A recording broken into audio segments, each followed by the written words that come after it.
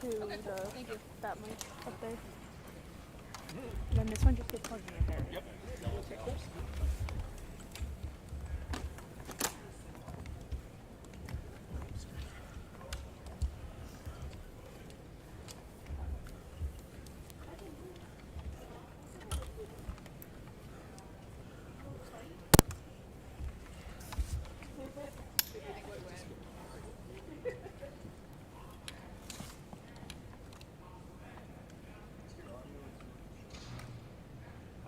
I got no audio. I got nothing.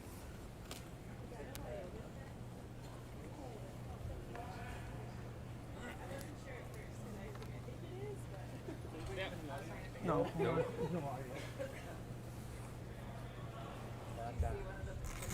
Huh?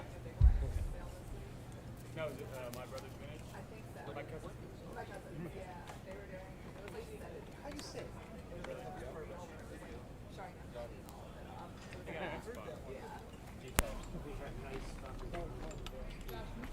Yeah, there you go.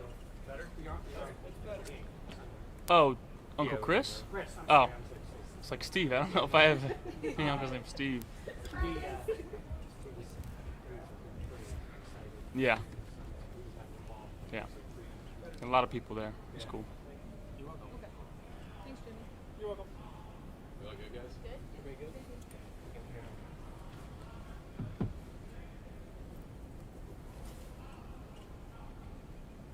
Sean talked a lot this morning about to make corrections, but also not overcorrect the process that you guys have done all week. What did that look like today? Just trying to get back after last week, but not kind of overhaul everything. Yeah, I mean, I think we just continue to trust the process. We don't change anything after wins. Obviously, we're trying to make corrections after wins as well, and that's all we're trying to do. We're just trying to stick to what we know, learn from what happened, and move on.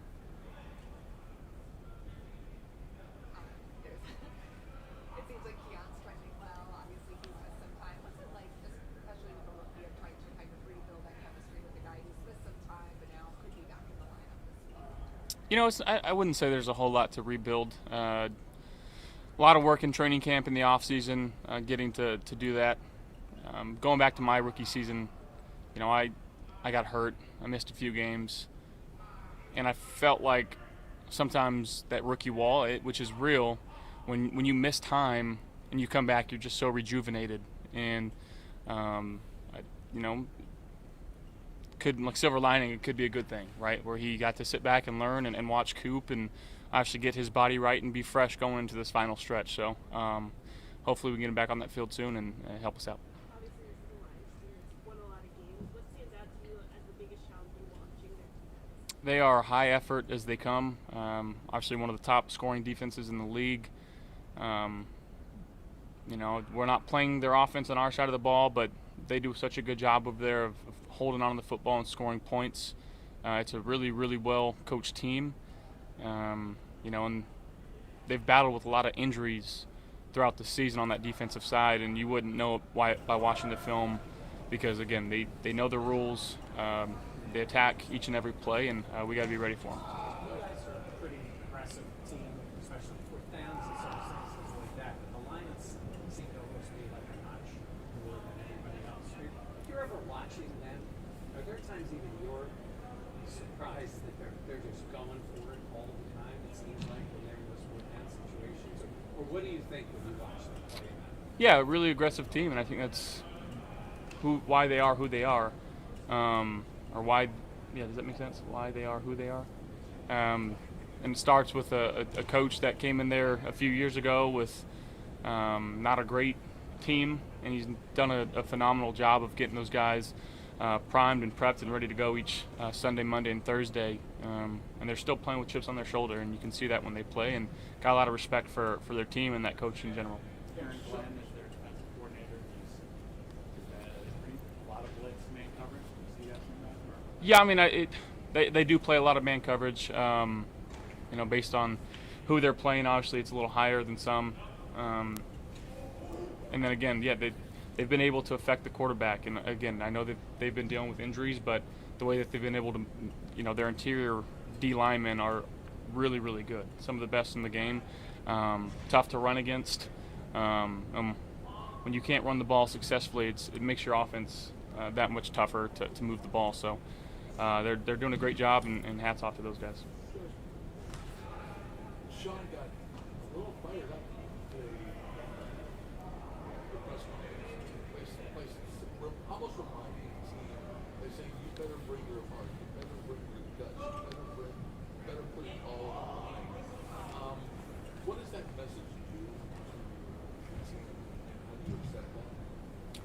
Yeah, I mean, forces us to know that we got to be better, and we know that internally. We've had these discussions and these talks, and we're sitting at 10-3. We're not going to overreact to anything that's been done. Obviously, we want to get better. We want to win every single game that we play. But I think it was a case of you saw a team that's fighting for their lives and to try to make the playoffs in the Los Angeles Rams, and they came out ready to play. And maybe we didn't have that type of urgency that we should have each and every single game. So again, it starts with me and the leaders on this team, and starting in practice, making sure that we have that type of competitive edge, and that's what we're playing with. Is that what you hope the response? Everybody has gone that was not your experience last weekend. So what do you expect that response to be? How much of a reminder was something like that, as you said, that maybe they weren't clear because of that? Yeah, again, just puts us back into the 1-0 mindset. What can we do to prepare, and what's going to help us execute on Sunday against a really good team? So that's all we're trying to focus on. Touched on a little bit about Woods being able to run the ball. The score dictated a little bit of that against the Rams, but when you look at the Lions' offense and how they're able to stay on the field, how important it is to establish the run to be able to stay on the field yourself. Yeah, I mean, this is an offense that you got to keep up with, and again, you're going to have to score points on the offensive side of the ball. We understand that, we know that, but again, we're just trying to go 1-0, and whatever that may be. If it's 3-0, it's 3-0. If it's 42-43, and we got to find a way to score one more point than those guys.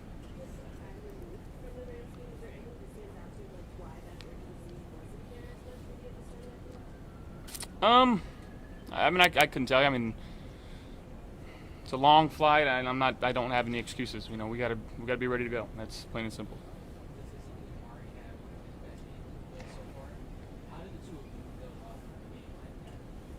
Yeah, just continuing to involve him more in the offense. Obviously got a bigger role with a few guys out, and he responded, well, and that's what we want to see from him. And I still got to be better for him on some of these throws that I've been giving him. So again, just continue to work hard each day at practice, and again, just try to find a way to go 1-0. How has that adjustment been? Because Amari said he runs when he got here. He was like, I run the routes a little bit better.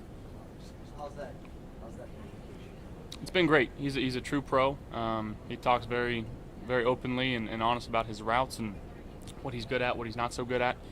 But the communication's been on point, and it's been constant. So you love to have that type of rapport with the receiver. Josh Dan was named Buffalo's Walter Payton Man of the Year. Why is he so deserving of an award like that, being recognized nationally as one of the best? Yeah, you look at the work that he's done in this community. Between some fundraisers and getting people together in this community, the joy that he has and what he brings to this community. He's all about Buffalo, and I hope people understand that and recognize that. He does such a great job, not just with his fans and Bills fans in total, but really every NFL fan that he interacts with. He's a true steward of the game, and it's awesome to play with a guy like him.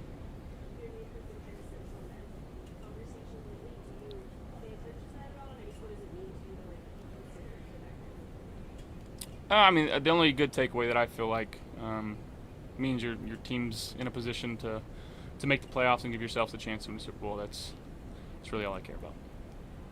Josh, what's your last one, Jared Goff?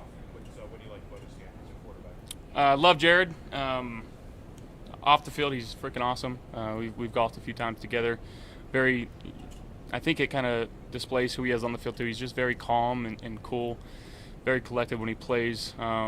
He's been making some unbelievable plays throughout the season, and he's a huge reason why they are where they are right now, and got a lot of respect for him in his game and him off the field as well. So it'll be fun to see him. Hey, guys. That's a good question.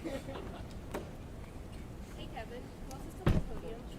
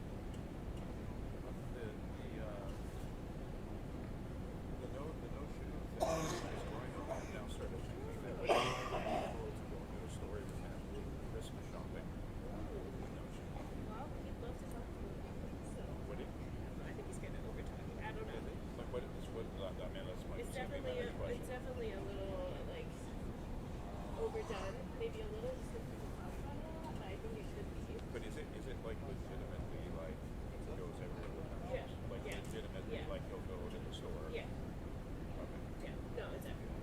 Yeah. Has It's anything only been, cleats on the field. That's it. have you seen any like sort of local stories where anybody's done anything? Not on like it? following around, but people have done stuff. It was more early in like I'm gonna try and sell it and see if it. cool. Let me know. Yeah. Okay, I'm I think gonna the Christmas shop thing, like that's the twist.